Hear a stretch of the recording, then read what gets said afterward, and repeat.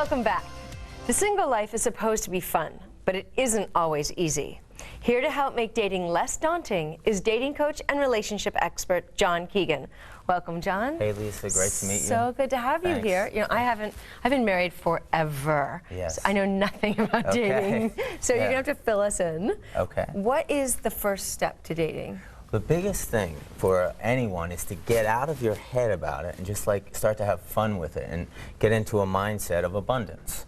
And there's a real way to do that. So, because a lot of times people take it as an end-all, be-all, like, oh man, they get this one date offline, or they meet one guy in a supermarket and nothing comes of it, and they sort of develop a negativity around it.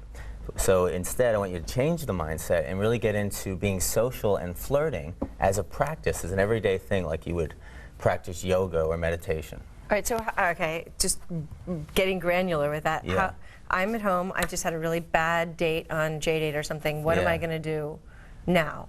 Do I look in the mirror and say, there are lots of good men out there? And give me something practical to do. Yes, something very practical to do. Number one would be like go to the supermarket, go to a bookstore, like get into them. Granular, I would literally say, let's pretend one of your passions was eating healthy food.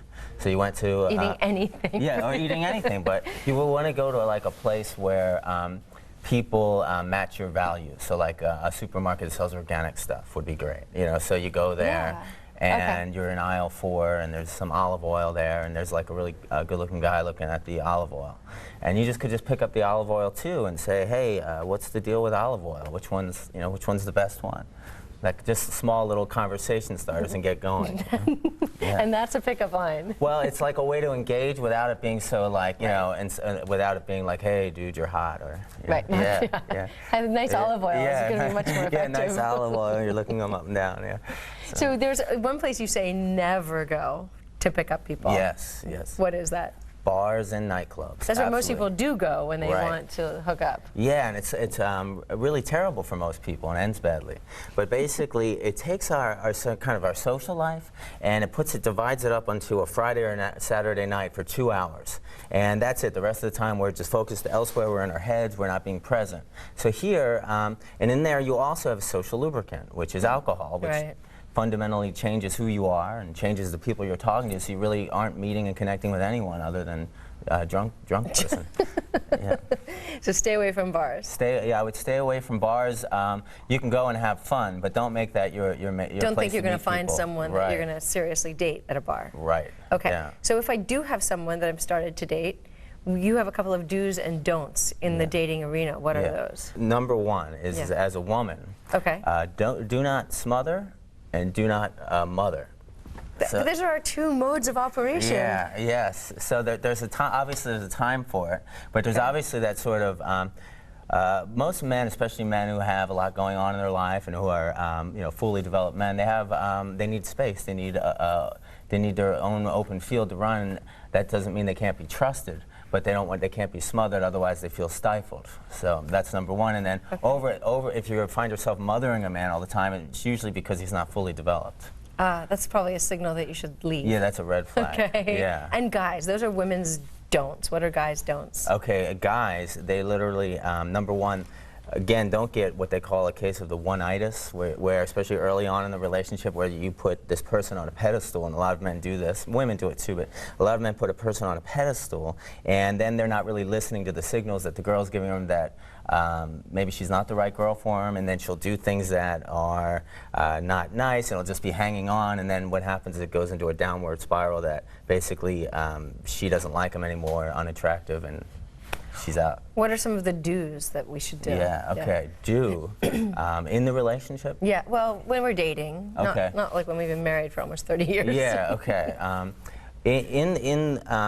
When you're dating, you know, when you're really out there and you haven't found like the one, if you want to be in a monogamous you're relationship. still looking, Yeah. The do is to have this mindset of abundance, and that dating and flirting and meeting people is fun, and like really be curious about people and really have fun like expressing yourself, like get fun being this person that you are. And so when people ask you, who are you, you can have a lot of lightheartedness about it. It's not like all an interview, it's just fun. Okay. So your whole thing is Zen dating? Yeah, or Zen, something like Zen. I wouldn't call myself a Zen master. No. And not having studied in the How do you mountains. bring Zen into the dating dating scene? It always goes back to the same thing. We find ourselves getting frustrated, or just feeling like the world is lacking. There's nothing for me. Nothing's connecting, and we start forming this bad self-image.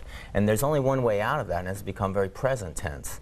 And the only way to become very present tense is to get into things as a process, as a practice. So, again, like yoga and meditation, or even practicing an instrument, it's a practice. It's not something you do once. So we get into socializing, literally flirting in all our basic places, like you could be at the Starbucks or a coffee shop today. You told me before we started that you met your now girlfriend at an unusual place. Yes, I did. Yeah. Where was that? Well, I was walking through a park in the East Village of Manhattan, and she was reading a book on the park bench, and I was really nervous when I saw her.